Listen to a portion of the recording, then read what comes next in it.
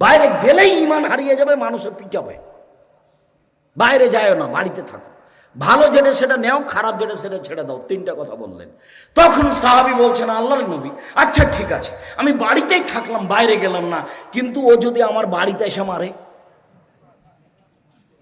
এটা সাহাবীর জিজ্ঞাসা। তখন কি হবে?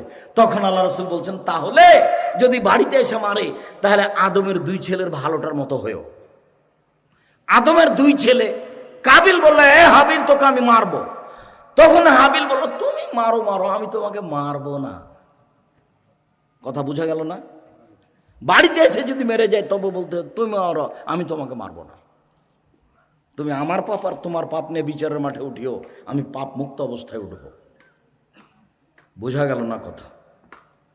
যখন সাহাবী বললেন যে ঠিক আছে আপনার কথা আমি মানলাম, মুখটা বন্ধ রাখলাম, বাড়িতেই থাকলাম, তো ওই যদি